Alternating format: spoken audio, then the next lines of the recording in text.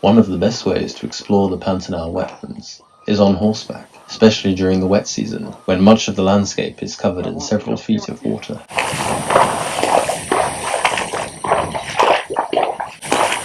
Towards the end of the wet season, the meadows still retain vast amounts of water, spread out over great areas, sometimes only a few inches deep, sometimes several feet. Traversing these landscapes on foot would be impossible. The water is too shallow in most places to use a boat, so the horses are invaluable for exploring this vast wetland. In areas with slightly higher ground, the grassland is dry, and the horses can quickly trot through the meadow. These small Pantanal horses are tough, stocky breeds. Most horses would not be able to move through this landscape. Their hooves would rot. They would tire from the mosquitoes and the humidity in the wet season, and in the dry season, a time of dust and arid, parched landscapes, they would struggle. Not so the small Pantanal horses, used for over 100 years by cowboys to move cattle through and across these wetlands. As my guide explains, the Pantanal breed is the only kind of horse that can stand the pressures of the Pantanal.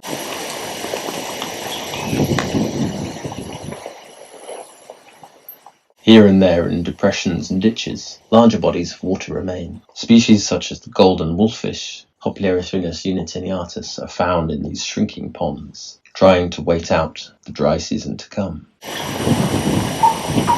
This is also the habitat where caiman congregate, brought together into these ever smaller pools of water. Many of the trees here have evolved to withstand the damp conditions of the wet season, while species in other regions and other parts of the world would simply rot away if their feet remained underwater for 6 months. Trees here have found ways to evolve alongside the flood conditions of the region, sometimes being submerged in up to 3 meters of water before going into the dry season, when they may not see rain for many months. Fragments of dry scrub forest, which are found across the region, contain various kinds of palms, whose fruits sustain a variety of animals, such as the southern anteater and the peccary pig.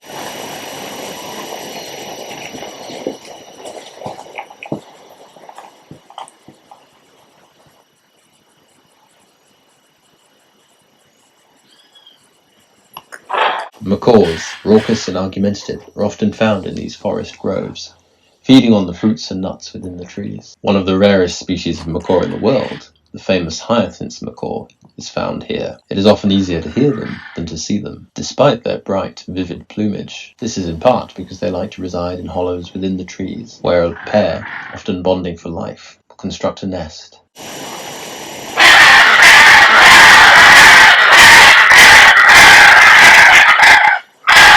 Other creatures, such as capuchin monkeys, can also be found in the forest, searching for fruits amongst the palms at lower levels, moving in small family groups from tree to tree, and rarely coming down to the ground.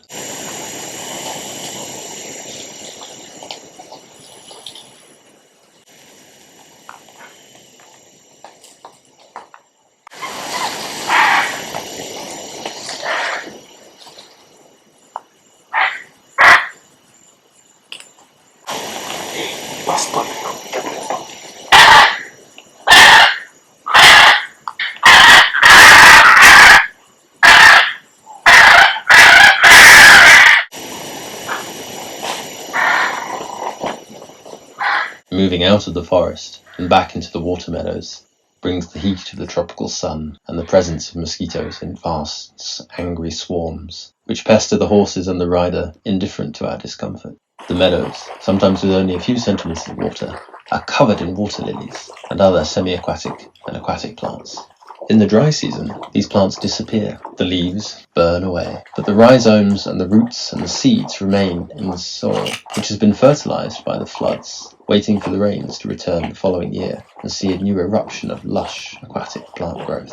Aquatic plants such as Eichhornia azurea, Ludwigia inclinata, and Nymphaea gardneriana grow in the meadows. In deeper water, Myriophyllum species and Persicaria can be found, alongside submerged grasses and shrubs. This habitat is vital for small fishes, many of whom move out of the main river channels and into these flooded fields. Here, young fish can hide from the predators in the main parts of the river, developing and feeding on the many allochthonous food items they find: insects, aquatic invertebrates, seeds, detritus, algae, and green matter. Species typically found in these habitats include the rathbun's tetra, Apheocaryx rathbuni, and the dawn tetra, Apheocaryx natureri, alongside small cichlids such as Laetocara dorsigera, Laetocara curviceps, and Cyclosoma dimerus.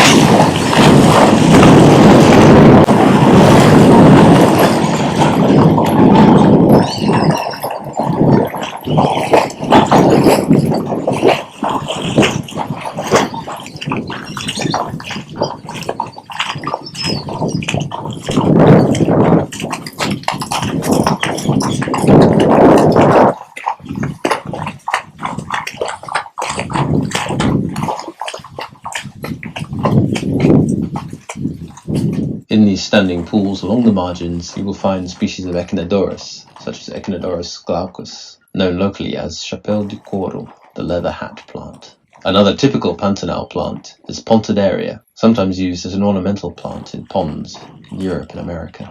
Fiercely territorial at this time of year, female caiman are guarding their nests of eggs or looking after small broods of young. They must be approached with caution, as it is easy for them to emerge, angry, startling both horse and rider. Many a cowboy has fallen from his horse and broken a leg, ribs or hand due to an angry mother caiman. There she is. Oh, Peter.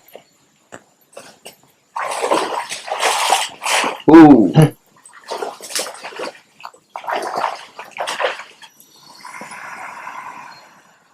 She's not happy because we're near her nest. Vamos embora. Vamos deixar em paz.